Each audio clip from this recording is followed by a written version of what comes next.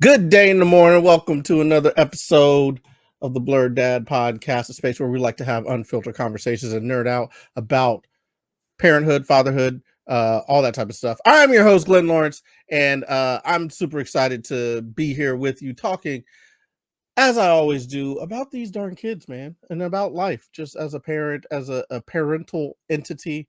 It's fun. I was out last night doing comedy, last evening, should I say, doing comedy, and it was the show early enough that I was able to bring little dude out with me. And you know what? He wanted to be involved. He wanted to be involved. He's shouting out, he's yelling out at other comedians, which they don't like. They don't tend to like to be heckled during shows. I didn't care because, he heckles me throughout life. So the little 5 minutes that you're getting heckled, I think you can handle it. I'm dealing with it on a daily basis. But it was fun. It was good. It was good times. We were out there, told some jokes. It was a pretty solid set. It was about 10-minute, 12-minute set or whatever. And it was fun, man. I'm working through some more material, trying to incorporate some family life stuff into there.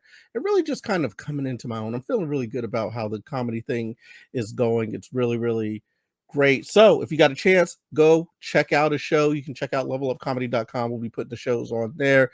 Check out the Facebook Glenn Lawrence Comedy, Instagram, Glenn Lawrence Comedy, all that good stuff. And if you want to hear some funny music, so you can check out Glenn Levels Up on Twitter, because that's where I like to, just be a comedian, but to the masses, just saying whatever I can say, complain about the Eagles, basically everything that's happening. I'm usually tweeting there. And the more people interact, the more that I will interact with the platform. So if you want to hear more of my voice, check it out. All kinds of things are happening in life. Just trying to get my head above water. I finally feel like I got my kind of feet planted after the upheaval that is moving and kids and all that type of stuff. So that's good. One thing that helps me get my feet planted are sponsors. There may be some sponsorship news coming up. If you would like to take part in that, be a sponsor of the show, please hit us up.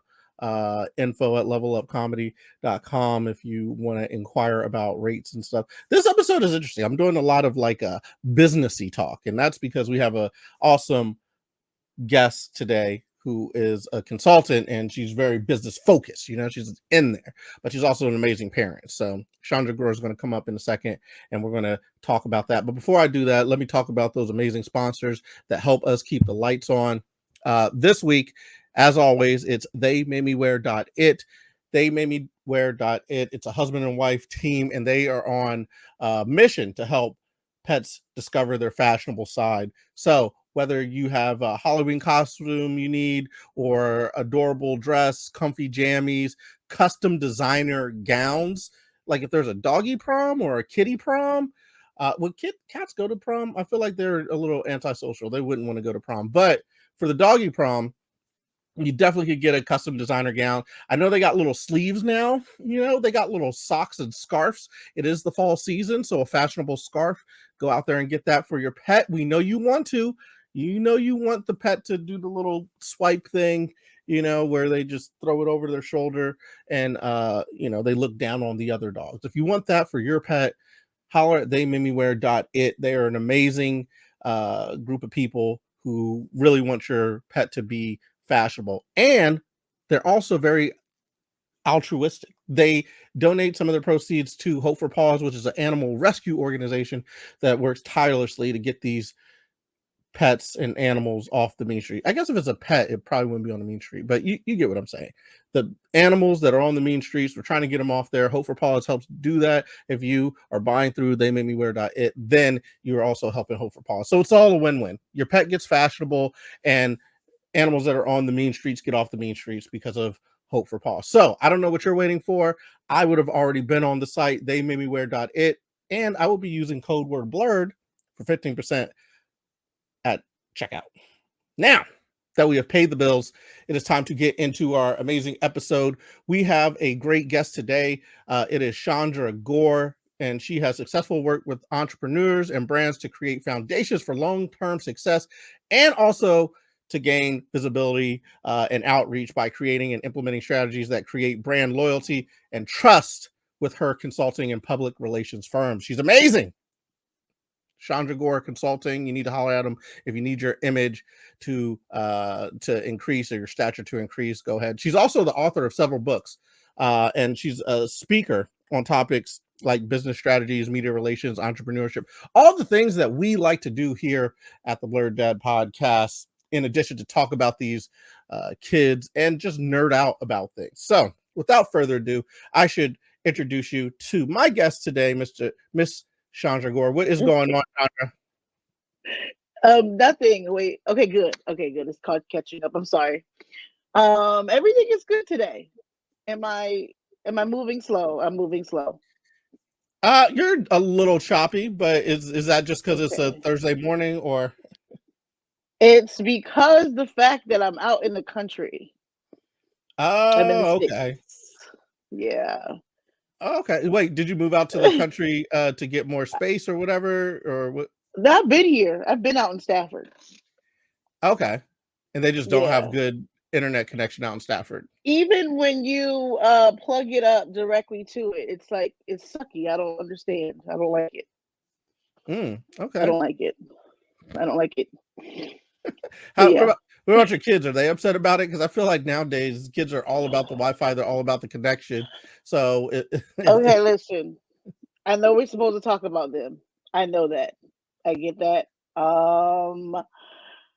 They're the reason why it's slow. That's it. That's all. That's it. What, are there too many downloads? Like, I had to go get the cord from and plug it to my Mac just now, and I thought it was still plugged up, and it wasn't. Apparently, they have 2 Xboxes, the PlayStation 5, the Switch, all of these things hooked up still. Oh, okay. No, so what are you gonna do? I mean, don't you pay the bills? Can't you just tell them, like, hey, turn it off? Okay, listen, my children are not children. You know, they're older. Like, my kids are old. Like, they are not kids anymore. I have a 16-year-old who's about to be 17. So, and the other one is 21 and the other was 19. They kind of take care of the stuff themselves. Awkward. Yeah. Well, listen, if I'm paying the bills, that means that bandwidth is mine for when I need it. First of all, okay, so see what happened was, let's talk about that. I pay the bills. I felt, hear me out, I don't charge my children rent. So that is one of the things that they have to, they pick a bill, they take care of it. That's it.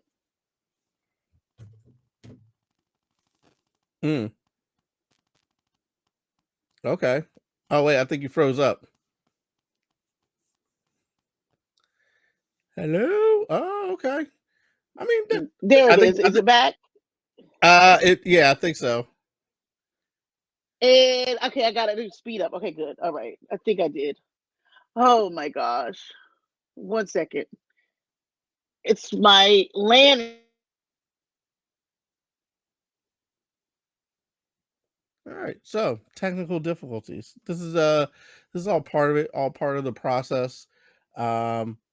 You know, it happens. And this brings me up to something that I have thought about, and it's how I'm going to deal with this kid when he's trying to use some of the resources that he does not pay for. You know what I mean? Like, when I need the resources, he's going to have to realize that he can't have them. And I think the biggest thing, as you're seeing now, is like the internet connection, the Wi-Fi connection and whatnot. Like, how are we going to handle bandwidth? I remember back in the day, I was literally just talking to my wife about this, about back in the day when you had to like pay for each text message that you would use, and you had to like buy minutes or whatever. Like, how they ever got away with that is crazy. Like, did they ever refund us for the amount that they charged us for like sending individual text messages? Because now that we all know how it works, I feel like that was such a huge scam that someone needs to answer for.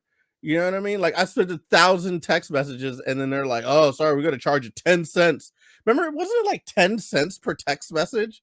You know how many text messages we're sending now daily? That would have been trillions of dollars that they would have had to charge people. And eventually they're like, all right, you got us. We can send them for free. Like, I'm surprised that they got away with that. That is one of the biggest scams that I think was ever enacted upon the people. You know what I mean? I don't know. So with all that being said, I think he's going to have to deal with making sure that he pays his fair share for whatever he's using. That includes electricity. I wonder if electricity is going to be the same thing. They're going to be like, all right, you got us. We could give you the electricity for free. Because everybody thinks you have to pay for it now, but Nikola Tesla proved that you didn't. Anyways, Chandra is back. I'm going to bring her back on stage. What's going on? Are you back? Does it work now? It is actually, I had to move devices because apparently it's my iMac is fighting with I'm not going to even troubleshoot it right now. I thought it was fine, but no worries about it. So yeah, I'm on this device now. Okay, cool. That's fine. Anyway, I had to holler at you because I see you all the time all over Facebook and whatnot, and you got the the big bubbly smile. You're always like super happy, but you have like some grown kids, and I know that it's a struggle. It's a struggle to have that happy outlook when you have so many kids that you raise. But I'm guessing you might be bubbly because you're almost done. Like they're almost all out of the house. They're almost all grown and out of the way. Do you want to really say that? I'm not done yet. I don't think I'll ever be done. Right. I think the way that I've raised them, because it's just been us, I think that's what's made a difference in how we all interact with each other. We kind of lean on each other a whole lot. So that is the biggest thing. So yeah. Okay. So because you had them, yeah, like I'm guessing when you were young, so you basically grew up together, like you were saying. Yeah, I got married young. I always want to put that out there. I got married young, okay? So we had children early, and they were the award for my divorce. I will say that. I was blessed to win them under my divorce. So yeah, my little friends. Nice. Don't tell them that. They're not my friends. So it's like a happy little gang that you got going on there. You got like a little clan together. Yes, gang all day. What are the ages now? See, here's the thing. I feel like I'm getting intel for the later years in life of parenting. I have the intel for the beginning years right now, and I'm just living through it. So I'm like, all right, that's cool. But I'm always worried about what's next on the horizon. Now, I wish I would have got more information about these toddler years, the terrific twos, as my uncle likes to call them. And boy, are they terrific. They are terrorific. If I could say so myself, but I like to get intel on the later stages in life. So how old are they? You got, what did you say, 15? 19, Yeah. 16, 19, and 21. Okay. Wow. See that? Yeah. Like they're almost at the age where they can be parents to each other. Well, they're parenting me at this point. So apparently, the funniest thing I will say is that they are very protective of me. And they give me like advice from their eyes. Like we were talking this morning, I was taking my son to work, and my oldest son, and he was like, we were talking about courting and dating and stuff. He goes, back in the day, and I'm like, go ahead. Tell me more. So it turns into a lot of their views on life. It just makes me smile sometimes because they don't have the view that I have. So they haven't seen that much, but I learned so much from them just in like, I can cuss on here. I just want to make sure. Sure. I mean, it's an unfiltered conversation. I've been trying to curse less, but So my daughter has this thing like, fuck them people. She has this attitude of, not in a bad way, but she will not stress out from anybody. Not even me. She's like, I'm not doing this. This is not an energy that I want to deal with.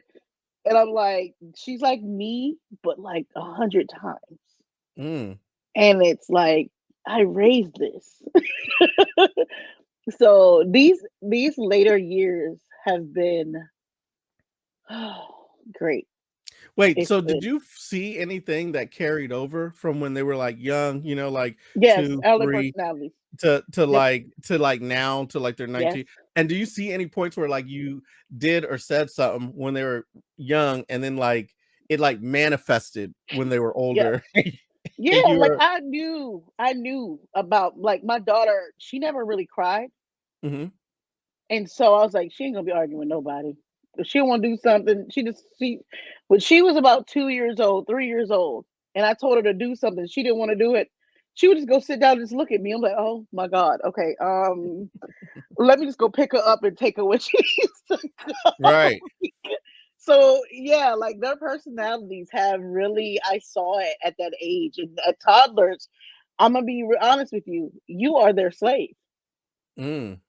Mind you, my children were all in that same little group. They were born in 2002, 2004, 2006. So keep in mind, I had a whole gang of them that used to gang up on me. Okay, so yeah, like I was at their beck and call. That's all I did. But their personalities always, it's the same in here. You know, It's the same. it's funny because when you have kids, I know this, living with my sister, the parents are off in their own master bedroom, the master headquarters, you know what I mean, hanging out, Yep, and the kids are talking amongst themselves, like coming up with game plans for how they're plotting gonna, on you. how they're gonna tag team you. Listen, I will. I have this. Okay, I take that back. I still I don't lock my room door. Okay. It's still pointless. It's just pointless. I'm just gonna tell you right now. You may think that you will have 3 minutes of silence to yourself. No, go sit in the car. Oh, they'll find you there.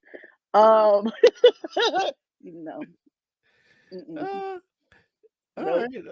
That's that's I don't know. There's definitely no moment. I mean, now that we figured out a thing for him to do, like he loves to draw and do coloring at this early stage.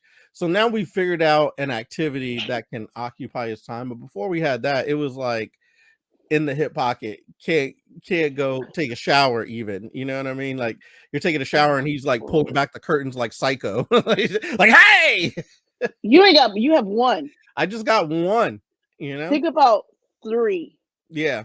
Now I get it. Whew, the stress levels I used to have, Lord. Yeah, because they're what, 4 years apart? Like that's the bit 21, so it's Two, like two, 6 years. two. Yep, Okay, yep, so you're just bing bing bing.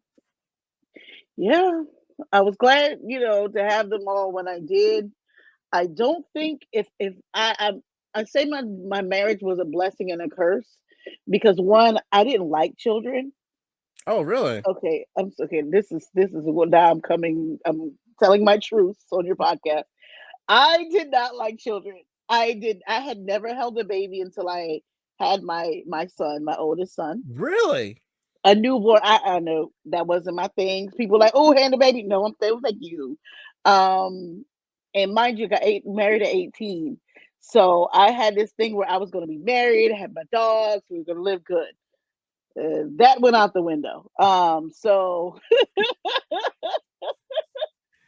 didn't get dogs, but I had children. So it just became a having them all before 25 really did help me. I actually grew up with them.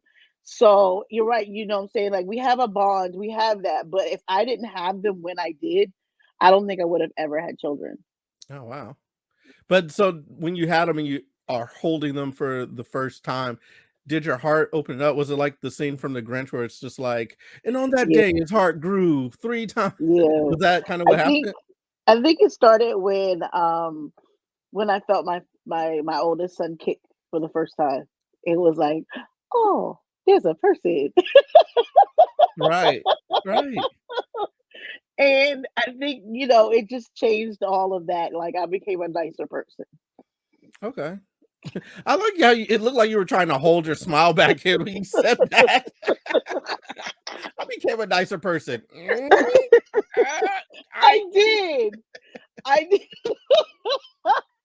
I am not even gonna sit up here and lie. Like I'm mean still. Like 'cause people say like you would never have guessed it, but oh, I was. uh-huh. Ugh, I a guess piece of maybe I work. have like there's something in my personality because you've always been very nice to me. I've always appreciated that. Yeah, like I'm nice to people who give me nice, you know, like I can be on the same page, but anybody like who my children have made me a nicer person. My children have made me more understanding of others and who they are and understanding them, you know. Mhm. So they've given me patience. So Yeah. wait, going back to because I'm really interested in this. Your son said back in my day. What was he explaining about back in his day? Because he's 21, right? Back in his day was what? Like Yesterday. yeah, like back in his day isn't even post 9/11. No, like literally he was born in 2002. Like, sir, you Right, have no idea on what we were talking about dating and the fact that I was just talking about, you know, how it's so transactional and materialistic. And so he said, well, back in the day, you had to actually talk to each other. Now, mind you, my son graduated during COVID and right. he has more of like a different out of his little friends, he has a different outlook, and I think it's my fault because he doesn't look at things the same way. You know, Okay, he doesn't look at he looks at it more an adult, like a more of a more mature way, you know, gotcha. because he's like sorry, he's more of he said, well, you know, women can work now. It's not that I would want a woman to pay for me, but you do have the option to pay for me. Back in the day, they didn't have that option. I said, oh, Oh, okay. back in the day, huh? 3 years Back in ago. the day, 24 Uh, hours ago, huh? yeah, Like, right. Is he saying that because Venmo didn't exist? Is that he's like, yeah, back in the day, nobody had Cash App, so the women couldn't pay. you know, because he was just saying because he's overheard conversations I've had. I'm trying to date, and I think it's not a good thing because like some of the conversations I have out loud, well, I'll be working and somebody's on speakerphone, and my son, I think he was playing his Xbox, and he overheard someone saying, "Well, you could pull up on me." He looked around my computer like, "What?" You Ask my can mama pull to up pull up on me. on you, like, Okay. Yeah, I don't know about that. See, listen, I feel like I'm in a time capsule, and I mhm. feel this is what happens whenever you get married. Because now that I've done it multiple times, you go into a time capsule. You know what I'm saying? And where you are in terms of your game is where you went into the time when you said your nuptials. That's sealing the time capsule. That's And it. so when you come out of it, it's like, oh man, like what, should I send them a telegram? Like how should I communicate? How do y'all communicate now? Log us to AOL. Yeah, right. Should, like, hey, what y'all use for AOL now, or what do y'all use for the pigeons? How do y'all do the notes? Like, Right. He like just you just try to figure it out, and they're like, nah. Like you come out of time capsule, they're like, nah, we do virtual reality now. Now I could just beam into her consciousness and figure out like how to connect. Like that's the it's next step. because he made the comment. I think he's absolutely correct though, because he says you're not asking. He's like, well, mom, you're not asking for someone to save you. You just someone to meet you like because he's dating, but he believes in taking someone to we talk first and then they go somewhere. Because he's like, I'm not spending X amount of dollars and realize I don't like somebody. And I said that too, and I was like, you're absolutely right. Because if you spend that much money, you realize you don't like the way that they blow their nose at the dining room table or something. Yeah. You just wasted a whole bunch of money. And I think his mindset is not as of, he's like, I don't understand this whole, you got to pay for me, pay for me, pay for me. Because he's like, and I get where he's coming from. It's just the way that he said it to me. Mhm. Back in the day, like you had to talk to each other and get to know each other. I'm like, yeah, Yeah. Right. Like yes, if really. you only knew. Child, before social media, you only met people within, your walking. Yeah. Remember, like Back it was. back in back in our day, you had to actually go to someone's house and knock on the door and say, And is Chandra here?" to some upset parents or whatever. And then it advanced to getting the phone number and calling the house, and maybe the mom answers, or like those, but I feel like that's character building. Like, you it gotta really was. you got to really work up your gumption to call somebody's house and then speak to their mom first, to politely ask if you could get some booty, like. First, yeah, my dad, I was raised by my dad, so I lived in a bubble because someone tried to call me and my dad would pick up the phone and he said, she can't talk to you on the phone. And they were like, we're not going to call back, never.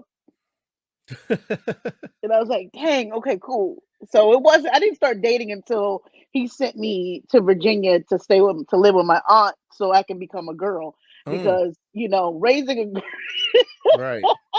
I was very, protected. And so that's Wait, how old I was married. that?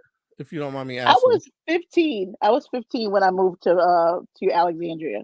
Oh, wow. And went to high school and, blossomed into a girl because I was okay wearing baggy jeans. Like, I was okay with that. And he wanted me. Plus, I was going to graduate at like 14, 15. He was like, no, you got to socialize and get up to speed with social, And I was like, all right, cool. And so that's how I met my ex-husband. Look at that. You got up to speed really quick.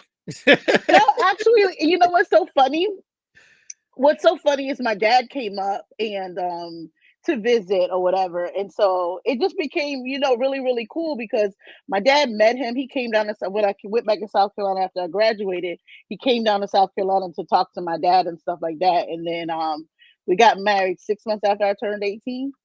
So that was the funniest thing, but I wasn't used to the courting part. Yes, he took a bus all the way down to South Carolina to talk to my dad. And it was like, I didn't realize, how back then dating was so different, because it was so different up here because girls were like, oh, come by my house. My mama like, first of all, I'm not taking no risk like that. No, no, ma'am.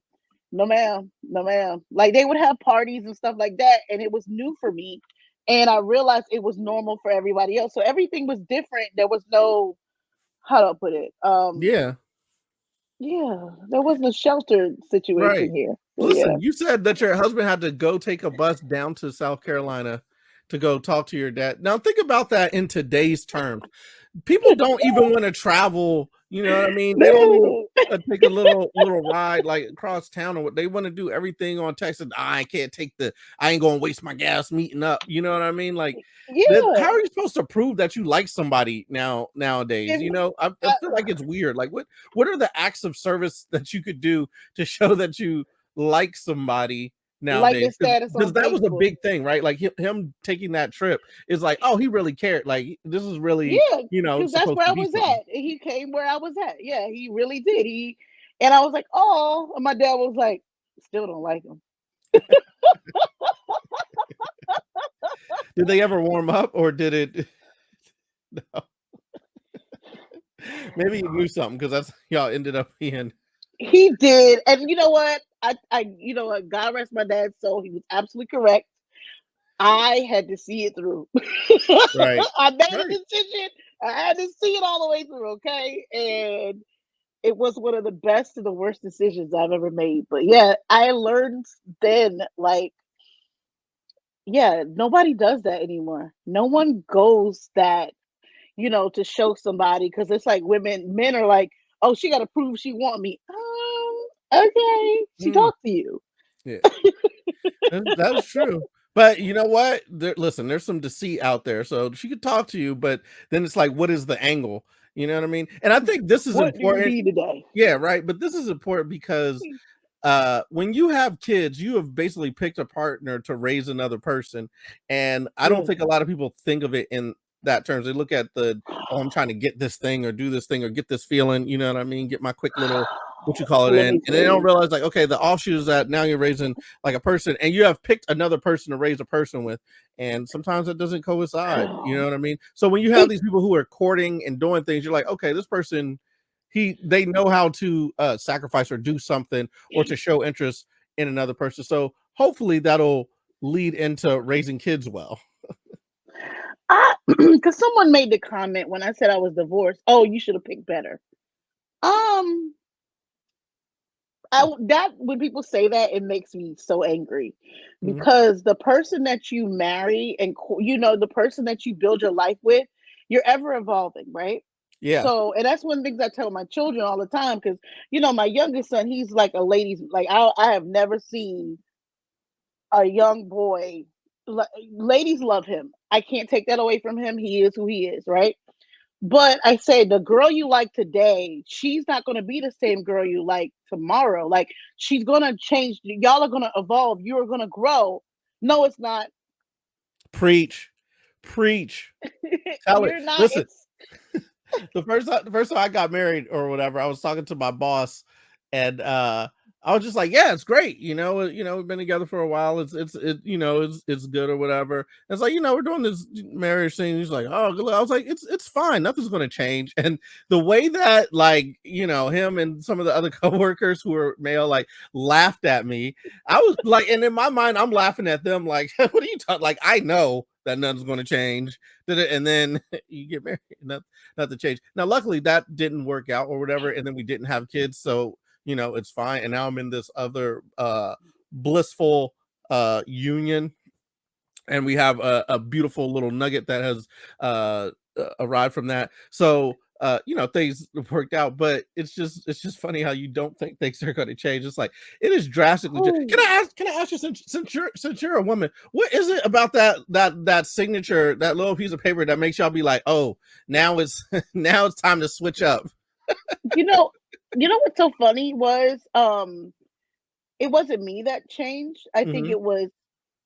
well, he went through a lot of there were things about he didn't understand about himself. And I will say this, like, I matured, but I think the paperwork wasn't what changed things. I think it was, well, I was 18, he was 19. So we were young. Oh So he wow, was y'all were still growing, like, babies. yeah, we were babies. So as I grew, and matured and wanted more, y'all know I'm ambitious. Like, I wanted to conquer the world. Yeah.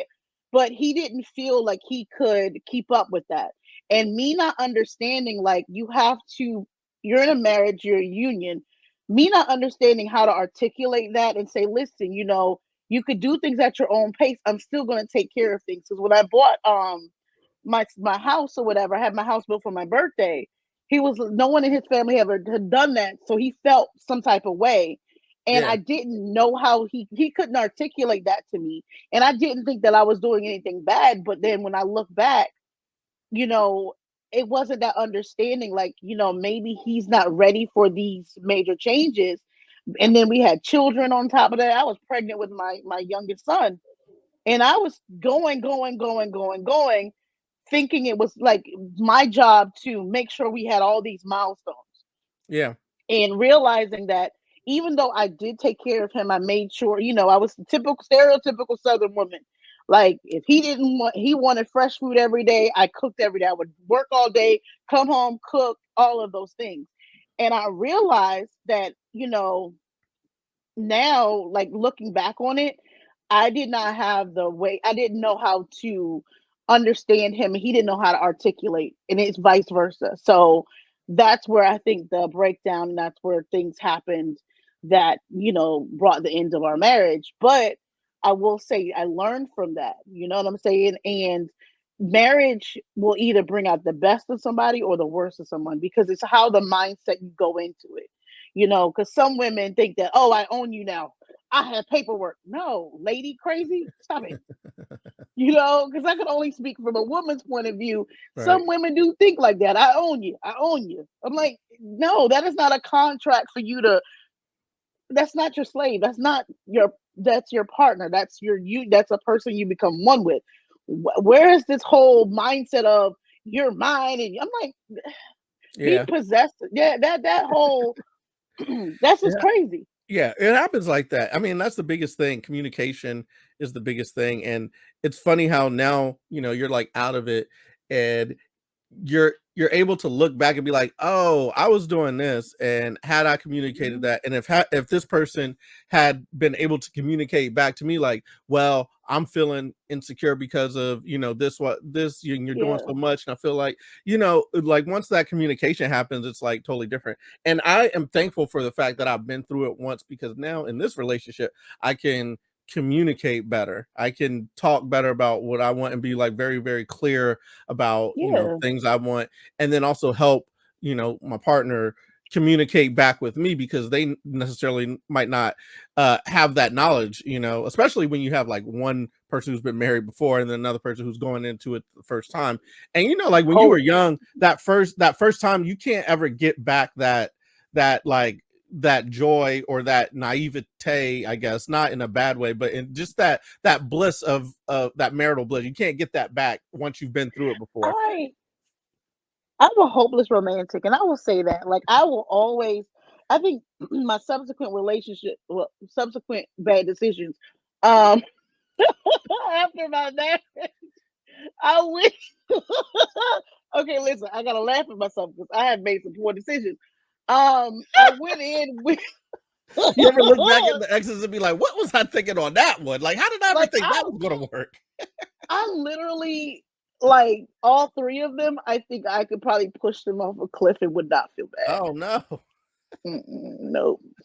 And it wasn't even, oh God, I was stupid. Okay, listen. You want it, like, it was the same person, just different shell, like different, You got to type, is okay. what you're trying to say.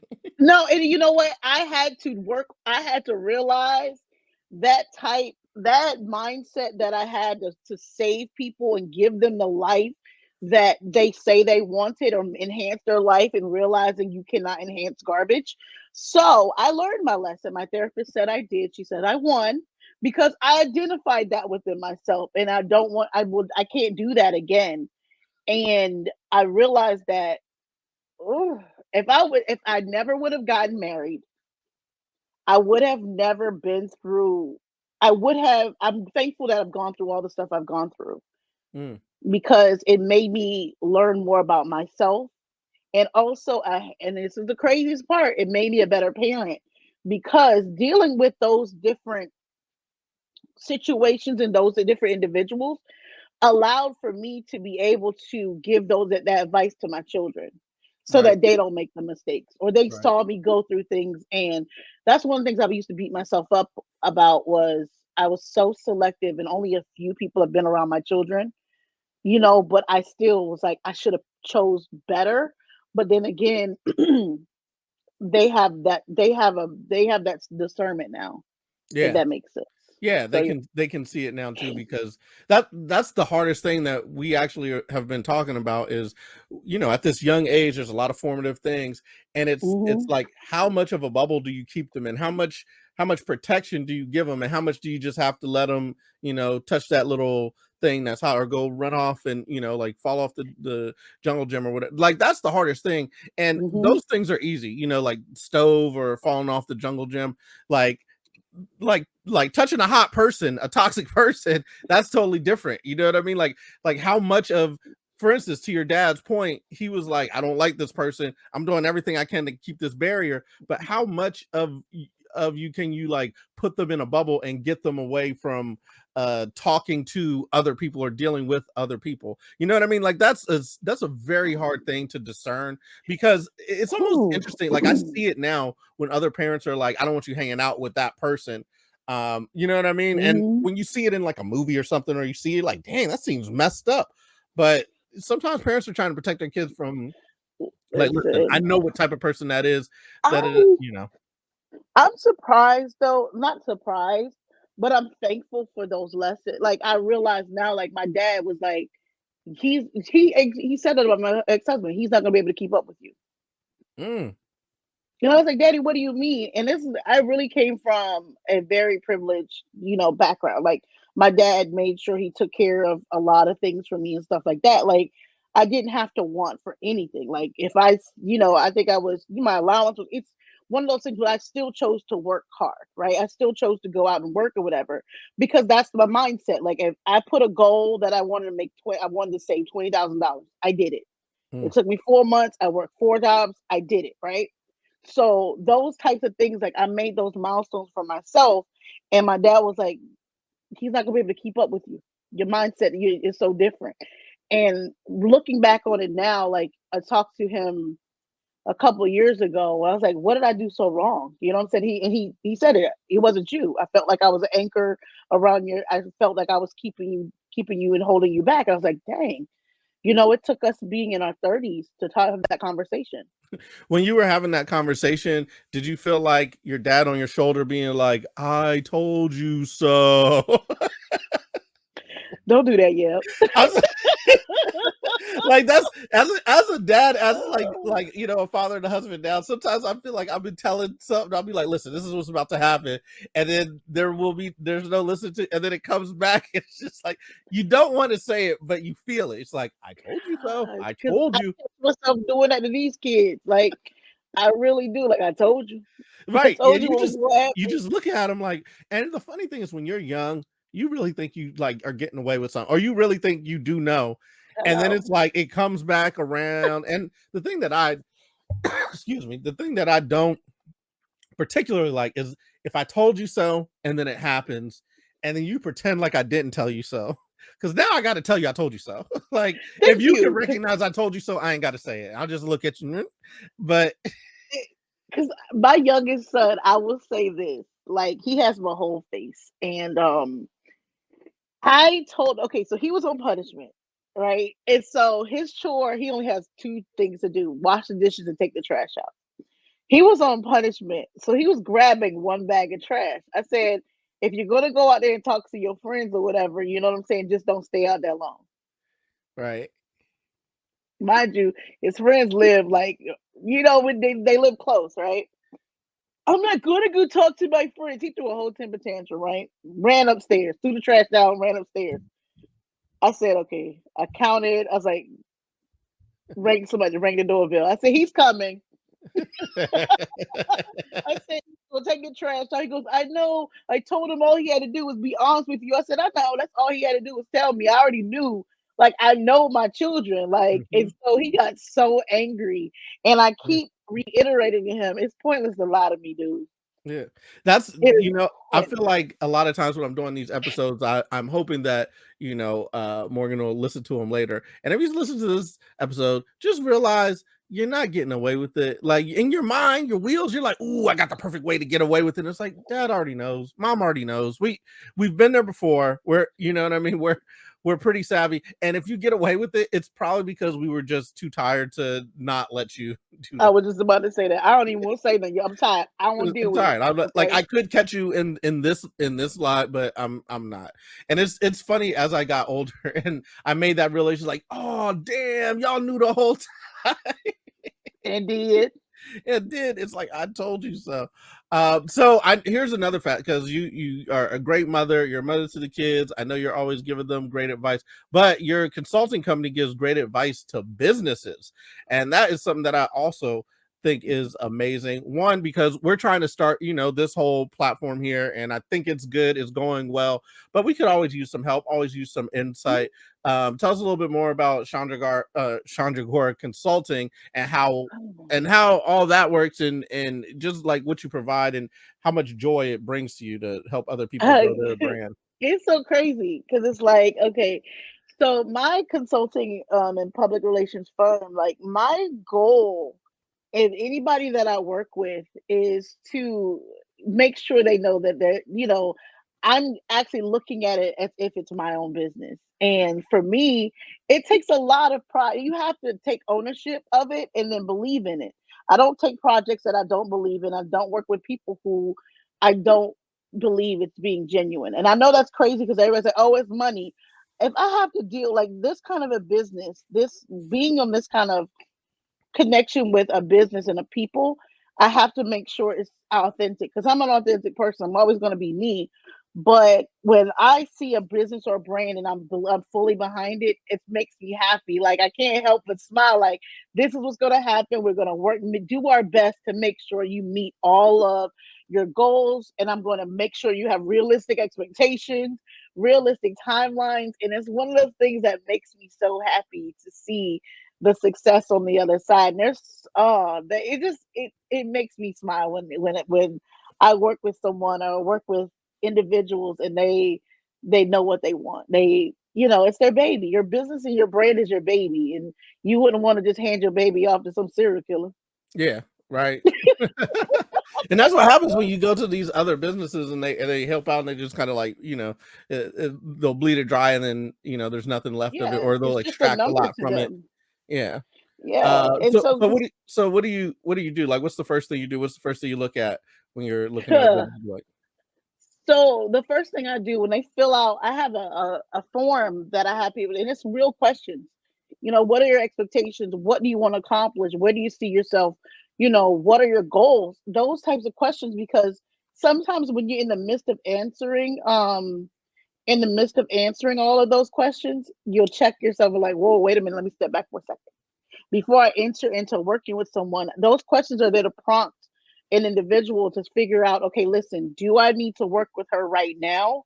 Or do I need to reevaluate my goals and reassess where I'm wanting to invest in and what I want to do? Because one thing, I'm not a person of, I don't want to waste your time or my time. Time is one thing you never get back. So being mindful of that and making sure that the investment in either sweat equity, time, or money, you have emotional connections to all of those. So before working with me, I ask those questions so that their mindset will be correct when we sit at the table. So yeah. Nice. Because you do PR as well as Mhm. marketing. Yes. And I don't do marketing. I give advice on marketing. I do give um, strategies for marketing. I don't actually do marketing. I'm on public relations. So public relations and marketing are first cousins Okay. or siblings that have different fathers. Okay. Gotcha. So the strategic communication side will advise the marketing on what they should market, and they take it and they do it. Most of the time, because I'm not I'm a creative, but I don't have that skill set of, I do know the psychology behind the colors. I will always suggest certain colors because of psychology behind it, but it's up to someone who's creative enough to put that into a medium that would actually appeal to those who want to work with someone or buy from someone. I don't have that. I don't have that. I can advise on that, but I don't have the bandwidth. You Right. know what I'm To do saying? that Like, full don't get thing. me wrong. I could do it. It's not my thing. I prefer to be on the other side. I prefer to tailor the messaging to give to marketing so that they know what to do. If that makes sense. So all right, I feel like maybe this is um forward of me, but what are we doing right? What do we need to do better? What can what can be improved? What should we stop doing? I mean, you're doing sponsored spots. Like you have commercials, you have people that you already have investing into you. That's a great thing. That is a win, because a lot of podcasts, I'm telling you right now, people won't even a dollar. Okay. So that was really good. You got your strategic partnerships out of the way. You doing that. And then you also are offering those things that are aligned, because you have a dog. You're talking about the animal products earlier. Like that's a great way. You have a great strategy. I can't really tell you exactly what you could do better because I don't know your metrics. I don't know your numbers. But what goals do you want for yourself, for your podcast, for your platform? I think that here's the hard part when you're dealing with parenting and everything. People sometimes I think it's like squeaky clean or whatever, and it has to be like very clean. And I want it to be somewhere where people can understand that parents are people And and then we just like have conversations like we were talking about, like, oh, like the marriage thing, or oh, and these damn kids or whatever. But like I say up front, it's just an unfiltered space where we could I'm sorry, a space where we could have unfiltered conversations. And then also like the nerd aspect, I do like a lot of reviews and comic-cons and all that type of stuff, and I like to get into what other people nerd out about, right? So like for me, going to Comic Cons and sci-fi stuff, superhero stuff, I'm all into that. But not everybody is that level of nerd with that type of material. Sometimes people, they really are into something else. Like the last episode, we had a really good friend of mine, Sharinga Ball. She's from Oak Tree Counseling and Wellness. She does yoga. And then the question about the nerd question, like, what do you nerd out about? She was really into pens. Didn't know that. But it's also very, very awesome because I do understand that aspect of it, and it's like all these kind of hobbies and things that people are really into. I like to get that out there too. So what I would really like is parents should be like, oh, I want to hear this conversation between this person like yourself who is doing consulting, media consulting, just their parenting journey and whatnot, and just what you think about it, how you go about it. Maybe get like one good tip. If every episode someone could get one like gem or jewel from the episode in their parenting, I think that would be amazing. And then the other thing was, I want it to be, because there's all these conversations that I have with people when we talk about things, and I'm like, man, if somebody was a fly on the wall in these conversations, that's what I want it to be. And I want it to be where Morgan or my kids, if, provided I have more of them, which I hope I do. Stephanie, if you're listening, get ready. I I would like them to be able to like listen to these and then be able to get those like lessons and things that I'm talking about and exploring with other people, get those lessons and hear about it, because I'm not going to be able to recreate every conversation that I've had with other people where I've gotten some insight. But if he can go back and look at these and be like, oh, this is what dad was thinking here, this is what dad was thinking here, this is how much he loved me, this is what he wanted me to know, this is how he thought, this is how he came about his thinking, that's what I would want to do. So I guess that's not like a boiled down in a nutshell type of what I want to do. But I do want to have like a place where just parents can go, or people in general can go and just listen to a pretty humorous dude talk about parenting through his lens, and talk with other parents and how they feel about it, and other people who deal with kids and help with raising of kids and what they think about it. So that is what I would like to do. I like that. Like to keep it like I love that because a lot of times, first of all, the black nerd space or black space in this niche market is very small. So you're actually talking it from a standpoint of one thing that we don't really talk about, and I love the fact that you're authentically yourself. So that makes that brings that authenticity to it, but it also brings to light. It actually gives a real side of listen. I like to nerd out on things. Me too. So you know what I'm saying? Like you're giving that, but you're also being transparent about your journey as a parent, and Right. then you're leaving a legacy that shows your true self because my father ended up, he had dementia. So I really wish like some of the things like I was like, dang, I have a podcast too, and it's like I really want to leave. You're leaving a legacy for your child, so or your children. Girl, be careful though. He trying to get you. But but yeah, like so I love this is a way that you like you're not doing anything wrong. You're doing everything the right things. You Nice. are. So it's just, the only thing is I would make sure that in the messaging when you're promoting it, you say those things. Be real with it. You Hmm. know what I'm saying? Like this is a place where because parents lose themselves when you have children. You do. I lost a lot of like I used to oh gosh, I used to go in the woods and look for spiders. I love arachnids. That was Wait, my thing. what? Yeah, let me just go ahead and say this.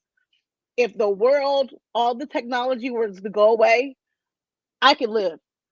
Okay. Okay. I know how to build fires. I know how to, dispatch a pig, hog, whatever cow, all of that. I know how to live off the earth. I can forage in the woods and whatever and actually live. Like that was my thing. And I used to collect spiders. Like no one would have known this. Like I Wait, literally stop, pause. Is this because we have the blerding question? Like, what do you like to nerd out about? Would it be this? Is this what it would be? Spiders, like spiders and arachnids, no. or is it something different? Like that was my thing. Oh, I am the reason why I had to come to up here to Virginia is because I was such a like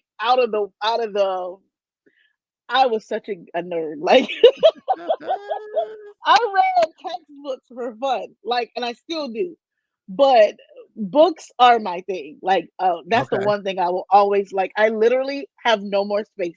There are books lined up on my desk right now, like books and albums. That's it. I will forever like that is my thing. Yeah, I have books that you can't get anywhere that are wrapped in plastic because I can't touch Oh them. wait, So so yeah, all right, so time out because I do want to. I'll get back to that, and we're going to talk about books in a second. But you were talking about spiders before, and so I I know love that people spiders. hearing this, I know that my wife, who's on here, producer or whatever, she hates them. So this part, she might tune out. She might actually like log out when you're talking about No, because like there's she so gets so cute scared. She hates spiders. spiders. There's wolf spiders that are so furry and cute.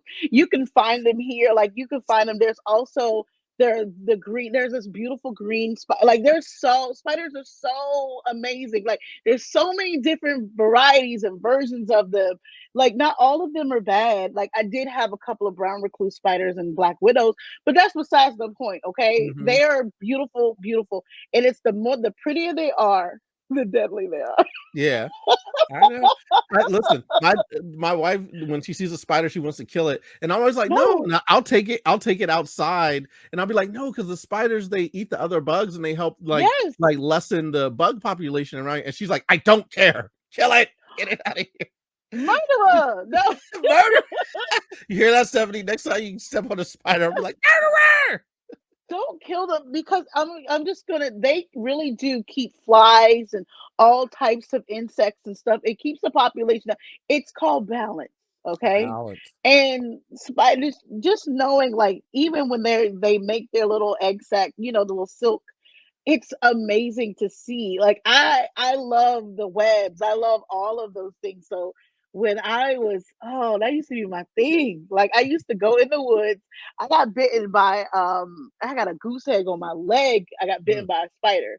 And I still was like, oh, it's okay. Yeah. No, listen, we moved out. We moved out, and it's a little bit further out into the wilderness. You know what I mean? Into the woods, and the spiders out here don't play, and they've been biting us. And the welts from these spiders are bigger than any other welt Oh, that I've got. And like, I feel like I couldn't use my ankle for like a week after the spider bit me. I was like, what happened? And they leave like they don't bite like where they put two teeth mm-mm. marks in it. They take a chunk out of your skin. Out of you. Yep. But it's one of those things I love about like you know what you're getting when you mess with a spider. Like that.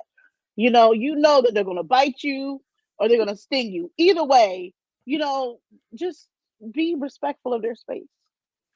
The other thing I'm gonna get back to was you were talking about your father and then having dementia. Sorry, this is a little segue, but I It's don't know okay. if you saw it. We had an episode with Laura Leister Minch, and she is a death doula, and she was talking about that, like end of life, and talking about parents leaving something for their children because there are so many people who are in the situation like you are, where you have you have all this time with your parent, and then they go through something Mhm. like that, and that time is cut short, and there are so many things that you wish you would have known, wish you would have been able to ask, wish you would have been able to say, and then you're left without that. So one of the services the death doula does is help you for that transition, and also like give messages to people Yeah.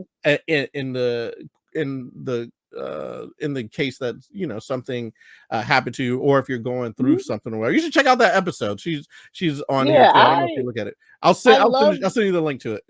I love death doulas. And the blessing that I had was I took care of my dad during that whole time, right?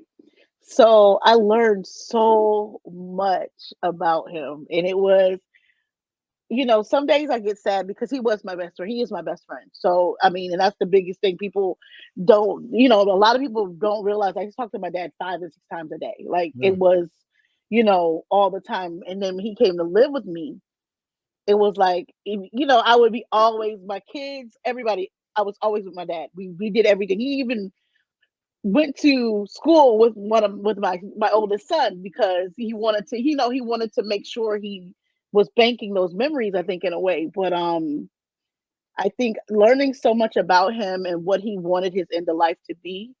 And sometimes with sundowners you get to see glimpses of decades before. They'll talk about it. He used to talk about all those things, and it's like Wait, my children, what's a sundowner? sundowners, that's when when the sun starts going down, it's like, and that's when their mind starts to really go either back, it regresses, or they end up forgetting different things when they forget where they are and things like that. That's when that happens. And Mm. so during that time frame, that's when my dad, like, he would go back to different times of his childhood, things that he went through, learning so much about him that he wouldn't talk about when he was lucid. So when he would go back to those, like, I learned so much because he grew up in South Carolina, and the stuff he went through, I was like, dang, he went through all of that and he's still who he is. Like some of the stories, it broke my heart, but I get, why he did not talk about it. Cause like I think one time I said, Dad, I'm about to run to the store really quick. And he goes, make sure you stay on the side of the road where you see the cars coming so you don't get hit by a car like my sister. Oh, Yeah, I was wow. like, your sister? I was like, your sister? Yeah, he had a sister that was hit by a car. And back then, black people couldn't go to certain hospitals. So they couldn't save her because the closest hospital was the white hospital. Oh, man. So yeah, so it was like that was traumatic to hear, but I learned about why he was so protective. Those are the things that he was so protective, even when he went to war or whatever. And just hearing those stories, like he was. It just I learned so much of why he was the way he was, and the blessing in that was being able to, even though it broke my heart to see him not be his full self, but the blessing was I learned a lot about why he treated me the way he did, why he treated his other children the way that they did, why he did the things that he did. Like he would always, if you had $1, you had to save 75 cents. Yeah. And I'm cheap to this day. Yeah. I could use some of that knowledge. I could use some of that help. It's one of those things, like, as a parent, like even when he would sit down and talk to me about um waking the children up, he's like, don't yell, walk in and you gently wake them up, you sing to them or you talk to them, Mm. you rub them, and it's like, I was like, oh my gosh. Because he goes, keep in mind their hearts are still developing, you don't want to shock them, you could, Yeah. he says there's so many times people say, oh, kids die from SIDS, this and that. He goes, sometimes people are not, they don't realize that they're scaring their child to death. Ooh. So I used to, with every single kid, I think once I had my oldest son, he's like, no, when you wake the baby up, you talk to them gently or you sing. So we had a song I would sing to each one of them, and I do it, like, even now I don't yell at them to wake up.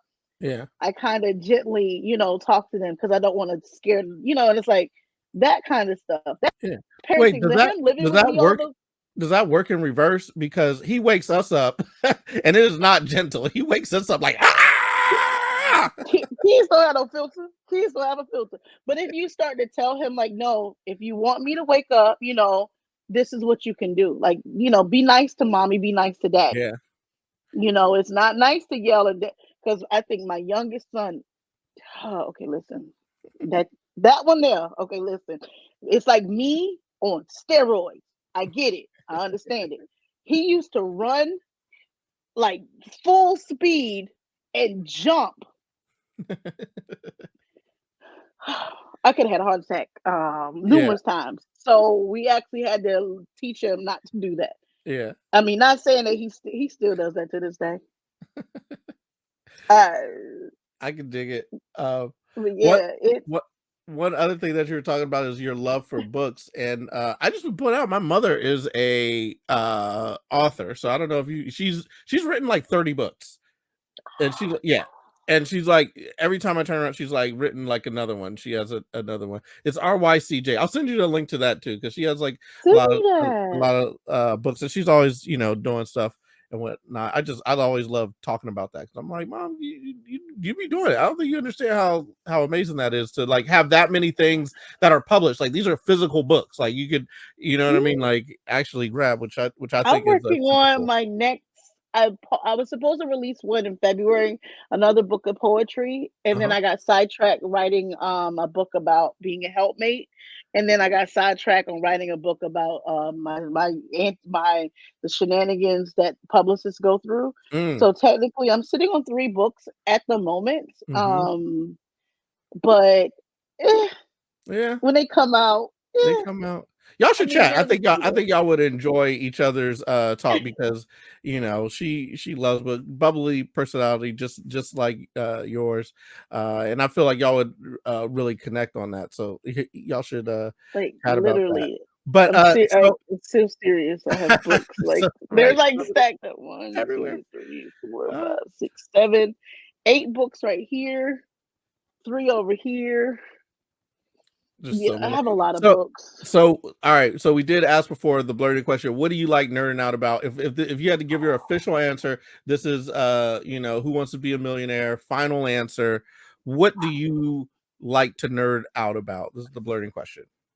Dang it, really? Why would you do that? One thing? Just the thing that comes to mind when you like, if you had to go ad nauseum about something, what would it be? Books. What would it be? Who's your Books. favorite book? Who's your favorite author? Eric Jerome Dickey is my Okay. favorite fiction writer, and I found out that comedian Gina G, that's her uncle. No, really? Gina too funny? Yes, yes. That's amazing. When I saw that, I was like, I'm not going to fangirl, but girl, I have books of his that you can't get at all, Mm-hmm. at all. His comics was a Storm comic. That's another thing. I love Marvel. Um, so yeah, like books, like yeah, that's like leaving your let you. It's the perfect way to leave your voice or who you are, and it lasts for generations. Because think about it, we're reading books from the 1400s. Mm-hmm. So think about it. If you write a book now, generations from now, I don't know if they're gonna pull it up on their whatever devices they have. Your book, your word, your essence is gonna be there. Like, dude, does that blow your mind? That does so many things for what I think about the universe. Yes, it does blow my mind. It also is it's somewhat reassuring, you know what I mean, because you wonder like what is going to be left in this world, and you just hope that those things survive. And I've been thinking about this. Mhm. We're doing this virtually, and all the computers and everything, but you just think like all that information could be nowhere. Like if all the electricity is gone, then all that information is nowhere. You know what will still be here? A physical book that's like written down, where the information is still Yep. there, or tablets, you know what I mean, etched in stone. Those things survive. And I've been looking at, there's these different podcasts and these different people who are like archaeologists and historians and everything, and there is a theory that there might have been a society that was very, very advanced, like well before everything that we think of, right? And if you think Mhm. about it, if something happened, our thing collapsed, there's no more electricity or whatever, all of this stuff, all this advanced stuff that we have, it would be relegated to nothing. And they would be like, oh, look at this primitive society. They didn't even have anything. They had these little, like, what are all these little square blocks? It would be an iPhone, but if there's no electricity, it's just like a little block. It's like, oh, and they might use them for Oh, paperweights, and you know what I mean? Like the stones that we think are nothing, in was ancient, alive. Egypt or whatever, like those could have actually been tablets. You know what I mean? Like they could have did something if they had like a technology that could conduct energy in a way that we don't think about. You know what I mean? Like those stones could have lit up. And Imagine this. What if Egypt looked like Times Square? Like it had electricity and all this type of stuff, because of the way that they conducted energy would be different than what we saw. And they had big, things, and all their hieroglyphs weren't just hieroglyphs. They were actually like they electronic images, but we can't that conduct projected energy. or something. Yeah, but we can't conduct Yes. energy the same way that they used to. Wouldn't that be crazy? That would be wild. You know what? I have this belief. They say history repeats itself. Mm-hmm. You know, so think about it. We're just a duplication of something that happened before. You know Mm. what I'm saying? So Right. it's just like I think about this all the time because just the combination of the movies that come out, like where do those thoughts come from? Where do those Yeah. ideas come from? You know, someone had to have, been there before. Like there's a movie, The One, with Jet Li, Yeah. where there's multiple versions of that one person across multiple, and Right. it's like, think about it. Like, okay, I'm sorry. Now you about to have me losing my yeah. So yes. You got two-sided. It's like that looks like a headshot too, like where you're just pointing, you're just like, hey. Yeah, it's frozen. Why is it doing this now all of a sudden? Can you hear me though? I can hear you though.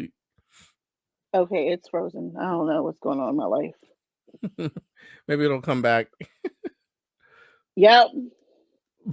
Sorry. But Can you you hear know what me? though? Yeah, I could definitely hear you. But I feel like I mean this is a Okay, good there's point. something going on. I'm right next to Quantico, so Okay. sorry. It's like a buzzing now. Uh-oh. Ugh, That's worrisome. Let me know if I need to yeah. evacuate. That'll But I will say this because we've gone for a long time and we've run the gamut. We've talked about so much and there's so much insight. I feel like this is a very valuable episode. You know what I mean?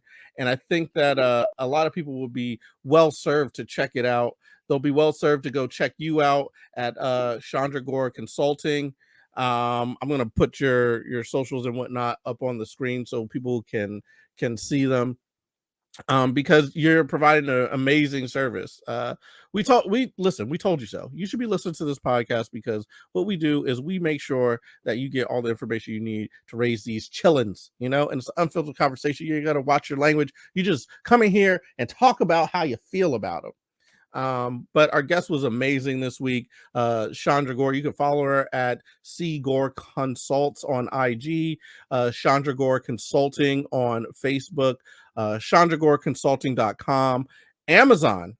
You can check out her as an author, Chandra Gore, and you'll be able to pull her up there. I mean, this episode was great, man. We talked about so much. We talked about these children and how they think that they have a back in the day, which is laughable. I'm sure Morgan's will be like, back in my day, and it was like, what, 7 days ago? When the Mario movie came out, it was all the rage because that's what he's really into now. But yeah, we run the gamut. I don't think there's much left to say because we've said so much, except for blerd that out.